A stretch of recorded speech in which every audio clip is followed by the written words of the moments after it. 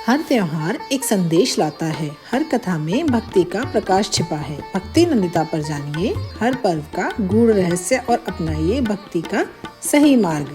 राधे राधे सौभाग्यशाली श्रोतागणों। जिस घर में शिव का दिया जलता है वहाँ दरिद्रता, रोग और दुख टिक नहीं सकते। तो फिर कहना ही क्या, महादेव स्वयं कृपा करने के लिए उतर आते हैं।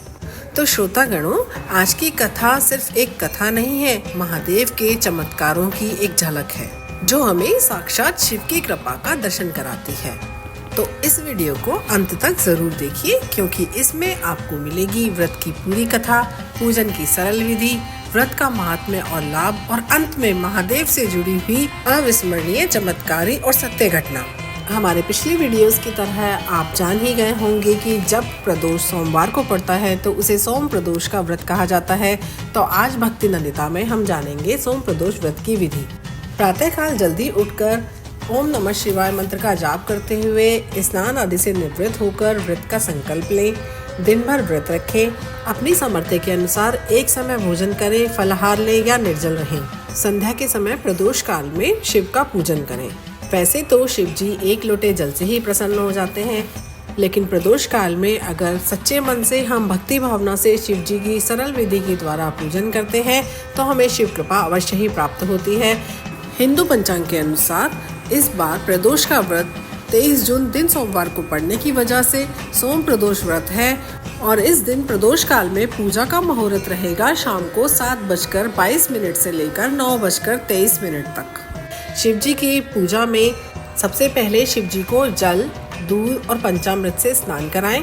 इसके बाद शिव जी को कलावा, चंदन, पुष्प, बेलपत्र, जनेऊ, फल, दक्षिणा और भोग अर्पित करें।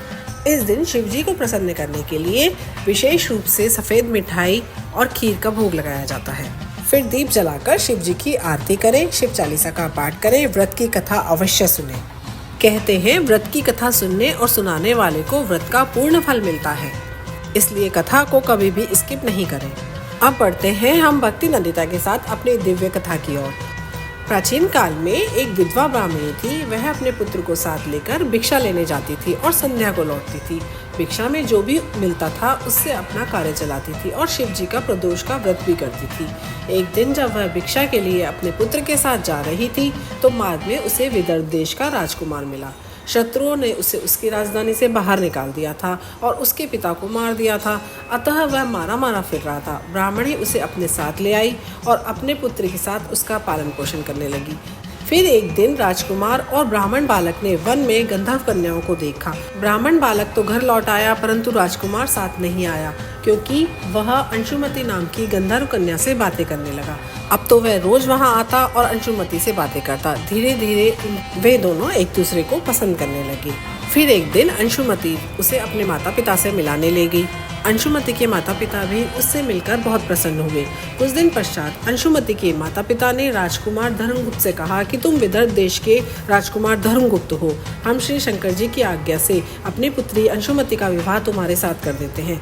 राजकुमार धर्मगुप्त का विवाह अंशुमति के साथ हो गया। बाद में राजकुमार ने गंधर्व राज की सेना की सहायता से विदर्भ देश पर अधिकार कर लिया और ब्राह्मण पुत्र को अपना मंत्री बना लिया। सच कहें तो यह सब ब्राह्मणी के प्रदोष व्रत करने का ही फल था। बस उसी समय से यह प्रदोष व्रत संसार में प्रतिष्ठित हुआ। सोम प्रदोष के अद्भुत चमत्कारी प्रभाव की बात करें, सोम प्रदोष व्रत से सभी मनोकामनाओं की पूर्ति होती है। सोम प्रदोष से बीमारियां दूर होती हैं, कर्ज से मुक्ति मिलती है, घर में सुख शांति का वास होता है, कुंवारी कन्याओं को योग्य वर मिलता है, भक्त को शिवलोक की प्राप्ति होती है। शिव जी की कृपा से सौभाग्य, संतान सुख और मोक्ष मिलता है। अगर जीवन में सब रास्ते बंद लग रहे हो तो एक बार बस सोम प्रदोष का व्रत श्रद्धा से कीजिए। महादेव आपके लिए वो रास्ते खोल देंगे जिनके बारे में आपने कभी सोचा भी न होगा। ये कथा आपके हृदय को छू गई हो, आपने कभी शिव जी की कृपा महसूस की हो तो इसे ज़रूर लाइक करें, किसी ऐसे व्यक्ति के साथ शेयर करें जिसे शिव कृपा की आवश्यकता है। और ऐसे ही भावनात्मक और चमत्कारी कथाओं के लिए हमारे चैनल भक्ति नंदिता को अभी सब्सक्राइब करें, क्योंकि भक्ति नंदिता में हर कथा सिर्फ सुनी नहीं जाती, जी जाती है। और अंत में चलते चलते एक बार मैं आपको फिर याद दिला दूं कि 16 सोमवार की कथा जल्दी ही भक्ति नंदिता आपके लिए लेकर आ रहा है। तो आप हमारे चैनल से जुड़े ताकि सही समय पर आप इस कथा का लाभ उठा सकें। और हाँ, अगर आप सातों वारों में से किसी भी वार की कथा सुनना चाहते हैं तो हमारे चैनल पर विजिट करें, चेकआउट करें। वहाँ पर आपको सातों वारों की कथाएं मिलेंगी। इसी के साथ आज्ञा लेते हैं। ओम नमः शिवाय। धन्यवाद।